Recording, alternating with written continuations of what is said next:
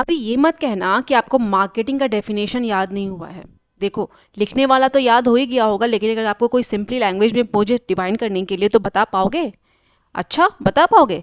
क्या आप भी यही बताओगे कि marketing is the process of identifying and fulfilling customer needs profitably? Then ठीक है।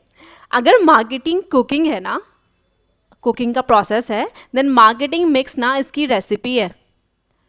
मार्केटिंग मिक्स के अंडर में वो इंग्रेडिएंट्स इन्वॉल्व हैं, या इस रेसिपी में वो इंग्रेडिएंट्स इन्वॉल्व हैं जो मार्केटिंग को सक्सेसफुल बनाती है। वेलकम और welcome back to my channel. आज हम कवर करने वाले हैं मार्केटिंग मिक्स का ये टॉपिक। बहुत ही इजी सा है, अगर आपका 12th में कॉमर्स होगा तो आपने पढ़ा होगा, इसलिए हम बहुत ही ब्रीफ में इसको कवर करेंगे। और नोट्स मेरे साथ बनाते चलना। याद रखना, यहाँ पे हम नोट्स बना रहे हैं, पूरी किताब फिर से नहीं छाप रहे हैं, बिकॉज बुक में ऑलरेडी सब कुछ दिया हुआ रहता है।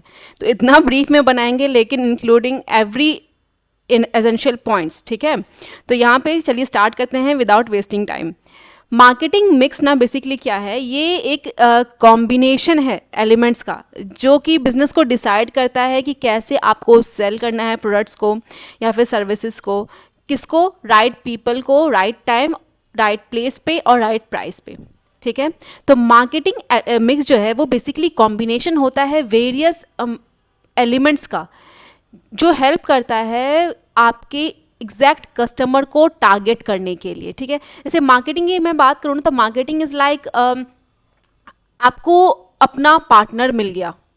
कहा जाता है ना, अगर आपको अच्छा पार्टनर मिल गया तो फिर सब कुछ आसान हो जाता है। सिमिलरली मार्केटिंग के अंडर में अगर बिजनेस को उसका अपना अच्छा कस्टमर मिल गया जिसको वो टारगेट करना चाहता है, देन फिर तो बिजनेस चल पड़ा। तो सिमिलरली मार्केटिंग मिक्स वही, आपको अपना टारगेट कस्टमर मिल जाए, उसको आप चीज़ों को सही प्लेस पर डिलीवर कर दो, सही टाइम पे प्रोडक्ट्स उसको मिल जाए, वो जो प्रोडक्ट चाहता है वो मिल जाए, ये सारी चीज़ों को डिसाइड करने में मार्केटिंग मिक्स हेल्प करता है। ये जो कॉन्सेप्ट है ना, ये मैककार्थी ने दिया था। क्या नाम था इनका, याद रखना, ये बहुत इंपॉर्टेंट है एमसीक्यू के लिए। ठीक है, मैककार्थी ने ये दिया था इन 1960s में, और उनके अकॉर्डिंग इन्होंने ना 4 P's ऑफ मार्केटिंग के लिए बताए थे। ठीक है, और ये बेसिकली प्रोडक्ट से रिलेटेड ही है। ठीक है, प्रोडक्ट, प्राइस, प्लेस, प्रमोशन, ये तो पढ़ा था ना। क्या है प्रोडक्ट में, मतलब प्रोडक्ट का फीचर क्या होगा, उसकी क्वालिटी क्या होगी, डिज़ाइन क्या होगा, ब्रांडिंग कैसे करेंगे, पैकेजिंग क्या होगा, ये सारे ही जो डिसीजंस है ना, वो प्रोडक्ट डिसीजंस के अंदर में आए। प्राइसिंग डिसीजन की बात करें तो प्राइसिंग स्ट्रैटेजी क्या होगी, डिस्काउंट्स का क्या स्ट्रैटेजी है, पेमेंट प्लान्स क्या क्या है, ये सारे प्राइसिंग स्ट्रैटेजीज के अंदर में आया या प्राइसिंग डिसीजंस के अंदर में आया। प्लेस डिसीजंस, ये है मतलब कि आपके जो कस्टमर्स हैं ना, उनको उनका प्रोडक्ट कैसे मिलेगा, डिस्ट्रीब्यूशन चैनल क्या होगा, लोकेशन कैसे हम डिसाइड करेंगे, या फिर जो सप्लाई चेन्स होगा वो कैसा होगा, तो ये प्लेस डिसीजन के अंडर में आया। प्रमोशन की बात करें तो आपका जो कस्टमर है ना, उसको कैसे पता चलेगा आपके प्रोडक्ट के बारे में। ठीक है, ये क्या है, ये प्रमोशन डिसीजंस होते हैं मार्केटिंग मिक्स के अंडर में। जैसे एडवर्टीजमेंट आया, सोशल मीडिया के थ्रू उनको इन्फॉर्म करना आया, या फिर सेल्स प्रमोशन, डायरेक्ट सेलिंग, ये सारे इसके अंडर में आए। ये हम 1 by 1 डिटेल में पढ़ेंगे आगे, टेंशन नहीं लेने का। ठीक है, अभी अगर हम सर्विस की बात करें, मैंने ये जो 4 आपको बताए हैं ना, ये आपके स्पेसिफिकली प्रोडक्ट से रिलेटेड है। ठीक है, ये एडिशनल 3+3, सिर्फ ये 3 नहीं, +3, इसके अंडर में पीपल, प्रोसेस और फिजिकल एविडेंस आया। ये किसने दिया था, ये दिया था बूम्स एंड बिटनर ने। किसने दिया था, बूम्स एंड बिटनर ने। पुराना वाला किसने दिया था, मैककार्थी ने। ये दिया था बूम्स बिटनर ने 1980 में। इनके अकॉर्डिंग जो पीपल है या फिर जो एम्प्लॉयज़ हैं, सर्विस मार्केटिंग, ये है सर्विस के अंडर में। ठीक है, किसके अंडर की बात हो रही है यहाँ पे, सर्विस के अंडर में। तो सर्विस में ना जो पीपल है ना, ये मेन परफॉर्मर्स होते हैं जिसके थ्रू आप कस्टमर को सेटिस्फाई कर सकते हो। ठीक है, दूसरा है प्रोसेस मतलब जो सर्विस है ना, वो डिलीवर कैसे किया जा रहा है। और फिजिकल एविडेंस मतलब एम्बियंस, टेंजिबल्स। देखो, होता क्या है, जब हम प्रोडक्ट की बात करते हैं ना, तो जब भी हम प्रोडक्ट की शॉपिंग करने के लिए जाते हैं तो डेफिनेटली हम उसको टच करके देख सकते हैं, उसको एक्सपीरियंस कर सकते हैं। लेकिन अगर हम किसी सैलून में जाते हैं तो वहाँ पे हमें एक्सपीरियंस अगर हमें करना है तो हमें वहाँ से उनको सर्विस उनकी लेनी होगी, तभी हम एक्सपीरियंस कर सकते हैं ना। तो फिजिकल एविडेंस के थ्रू हम एश्योर कैसे हों कि इनकी सर्विस बेस्ट है? तो वहाँ का जो एम्बियंस है, या फिर अगर उन्होंने सपोज जो उनका रिसेप्शन वाला एरिया है वहाँ पे सर्टिफिकेट्स वगैरह को हैंग करके रखा हुआ है, आप बहुत सारे इंस्टीट्यूट में जाओगे ना, वहाँ पे सर्टिफिकेट्स हैंग करके रखा होता है। ये टेंजिबल्स हैं जो ये एश्योर करते हैं कि देखो ये एविडेंस है कि हमारा सर्विस कितना अच्छा है, ठीक है। तो सर्विस के अंडर में या सर्विस मार्केटिंग के अंदर में जो मिक्स है उसमें people, process and physical evidence आता है। पीपल बहुत इंपॉर्टेंट है, प्रोसेस भी इम्पॉर्टेंट है कि आप सर्विस को कैसे डिलीवर करते हो, क्या एक्सपीरियंस रहता है। जैसे कि अगर हम किसी रेस्टोरेंट में जाते हैं, किस तरीके से हमें सर्विस वहाँ पे मिल रही है, फिजिकल एविडेंस क्या है, ठीक है। ये सारे ही किसके अंडर में आए? सर्विस मार्केटिंग मिक्स के अंडर में आए, ठीक है। तो जो मार्केटिंग मैनेजर है ना, उसको इन सब में जो बेस्ट कॉम्बिनेशन हो उसको चूज़ करना पड़ता है। लेकिन साथ में ही उसको ये भी कंसिडर करना पड़ता है कि उसके कॉम्पिटिटर्स कैसे हैं, कंज्यूमर्स कैसे हैं, कैसा उनका बिहेवियर है, और गवर्नमेंट की स्ट्रैटेजी या गवर्नमेंट की पॉलिसीज़ क्या क्या हैं किसी स्पेसिफिक इकोनॉमी में या स्पेसिफिक मार्केट में। इसके बेसिस पे वो ये जितने भी पीज़ है ना इसको डिसाइड करते हैं। Is it clear everyone? कितने पीज़ हैं? 4 + 3, याद रखना। अब अगर आगे बढ़ें तो अगर हम फैक्टर्स अफेक्टिंग मार्केटिंग मिक्स, मतलब मार्केटिंग मिक्स को कौन कौन से फैक्टर्स अफेक्ट करते हैं, तो इसके 2 फैक्टर्स है बेसिकली। एक है आपका इंटरनल फैक्टर जो कि कंपनी कंट्रोल कर सकती है, और दूसरा है एक्सटर्नल फैक्टर जो कि कंपनी से बाहर की चीज़ें होती हैं, ठीक है। फैक्टर्स अफेक्टिंग मार्केटिंग मिक्स मतलब जो मार्केटिंग मिक्स के डिसीजन होने वाले हैं कौन कौन से? 4 पीस + 3 पीस। इसको कौन कौन से फैक्टर्स अफेक्ट करेंगे? पहला है इंटरनल फैक्टर्स, कंपनी का ऑब्जेक्टिव क्या है। अगर हम आईफोन की बात करें तो जो आईफोन है वो प्रीमियम कस्टमर्स के लिए ही बनाया गया है, उनका टारगेट कस्टमर्स वही हैं। तो ये डेफिनेटली अगर मार्केट में अपना शेयर बढ़ाना भी चाहती है तो भी ये लो प्राइस पे आईफोन को नहीं सेल कर सकती है, ठीक है। तो प्राइसिंग जो स्ट्रैटेजी है या प्राइस जो है वो उसका ये इसके ऑब्जेक्टिव से डिसाइड हुआ ना, डिफाइन हुआ, अफेक्ट हुआ, ठीक है। प्रोडक्ट टाइप की बात करें तो अगर पेरिशेबल गुड्स है, ठीक है, अगर पेरिशेबल गुड्स है इस केस में जो तीसरा आपका था प्लेस की बात करें हम, कौन कौन से प्रोडक्ट, प्राइस, प्लेस, प्रमोशन। तो अगर हम प्लेस की बात करें तो प्रोडक्ट टाइप अगर आपका पेरिशेबल गुड्स है तो डेफिनेटली हमें इसके लिए फास्ट डिलीवरी, प्लेस में हमने पढ़ा था ना कैसे हमारा डिलीवरी प्रोसेस होता है, सिस्टम क्या है, तो फास्ट डिलीवरी सिस्टम हमें अडॉप्ट करना ही होगा, ठीक है।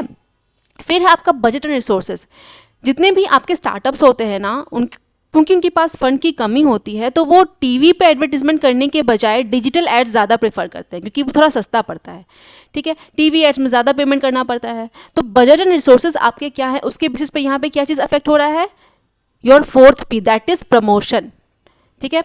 फिर है ब्रांड इमेज। जैसे एप्पल की बात करें वो अपने आप को प्रमोट करती है as a premium tech brand, तो आपका क्या ब्रांड इमेज है मार्केट में उसके अकॉर्डिंग भी ये 4 पीस अफेक्ट होते हैं, ठीक है। अगर प्रीमियम टेक ब्रांड है तो अभी मैंने बताया ना डेफिनेटली हम यहाँ पे क्या नहीं कर सकते हैं, हम यहाँ पे जो प्रोडक्ट ये जो प्राइस है उसको लो नहीं कर सकते हैं, ठीक है।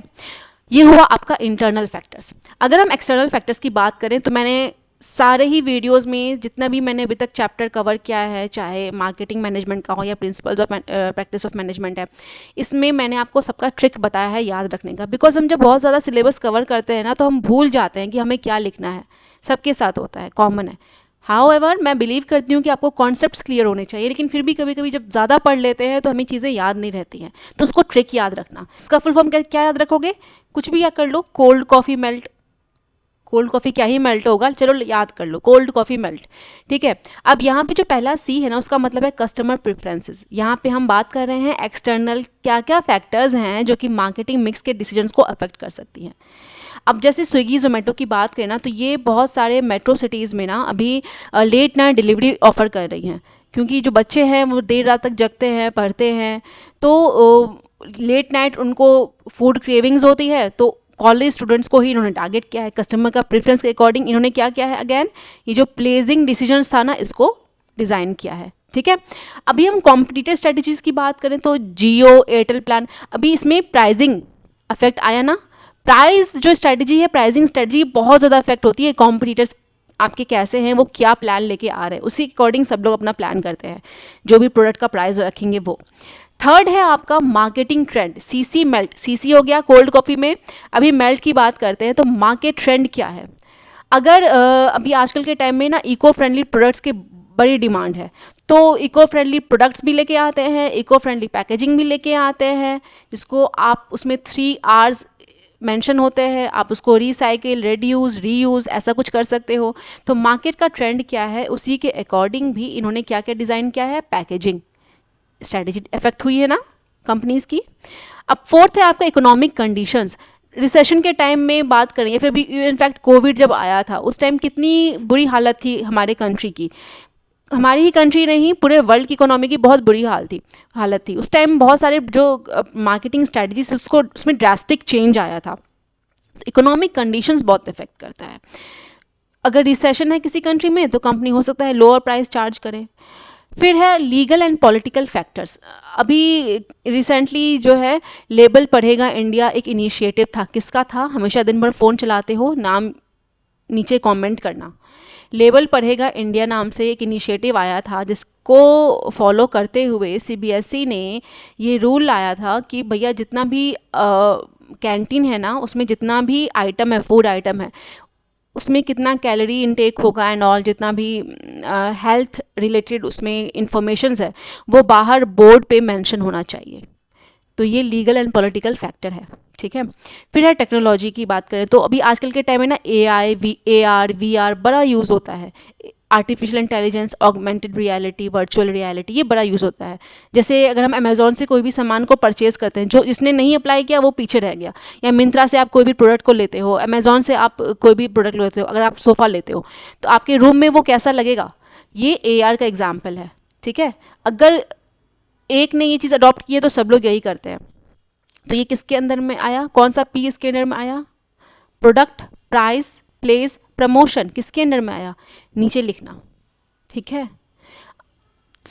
यहाँ पे हमने बहुत ही इंपॉर्टेंट टॉपिक को कवर किया हुआ है।